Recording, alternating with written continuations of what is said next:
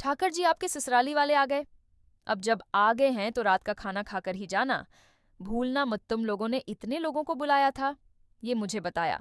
क्यों नहीं? हाँ, कहीं भोग प्रसाद कम न पड़ जाए। ये तो लोग बस आए ही जा रहे हैं, आए ही जा रहे हैं।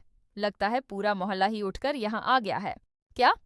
हाँ, गरवी मासी भी आई है, पूजा मेमबुआ जी और छोटी चाची ने मिलकर इहाना और दुर्गा देवी की इज्जत को खाक में मिलाने के लिए एक खतरनाक मंसूबा बना लिया। उन्होंने मोहल्ले के तमाम लोगों को दावत पर बुला लिया था।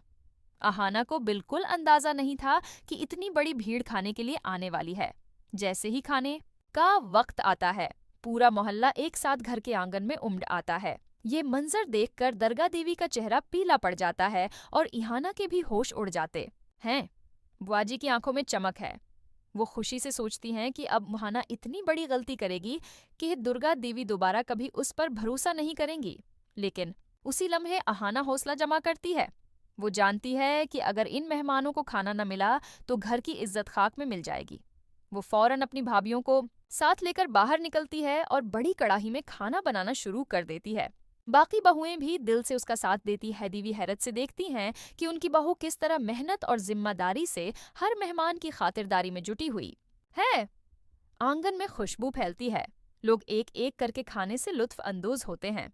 सब पेट भरकर खुशी खुशी अपने घरों को लौट जाते हैं और दरगाह देवी की इज्जत भी बच जाती है। लेकिन बवाजी और छोटी चाची के चेहरों पर मायूसी छा जाती है। उनका मंसूबा बुरी तरह नाकाम हो गया। वो सोच भी नहीं सकती थी कि अहाना इतने कम वक्त में इतने ज्यादा लोगों के लिए खाना बना सकती है। अब एक नया सवाल खड़ा होता है, इतने सारे इंतजाम के लिए अहाना के पास पैसे कहाँ से आए? दरगाह देवी शक भरी नजरों से पूछती हैं। अहाना हल्की सी झिझक के साथ बहाना करती है, ये सब मैंने अपने शादी के वक्त मिले हुए पैसों से क्या है?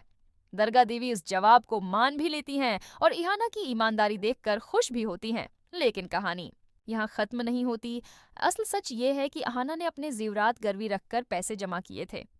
पुतलो दादा को पहले ही शक है। वो तहिया कर लेते हैं कि इस राज को जरूर खोलेंगे। दूसरी तरफ अर्जुन अहाना से नाराज है। उसे लगता है कि अहाना ने फजूल में इतना खर्च किया और गैर जरूरी जिम्मेदारी अपने सर ले ली। उसे खबर ही नहीं कि अहाना ने अपनी कुर्बानी देकर सबका मान रखा है। अब असल इम्तिहान बाकी है। जब सच्चाई सबके सामने आएगी तो क्या अर्जुन और बाकी खानदान का भरोसा अहाना पर टूट जाएगा, या फिर अहाना अपनी समझदारी और कुर्बानी के जरिए सबका दिल जीत पाएगी?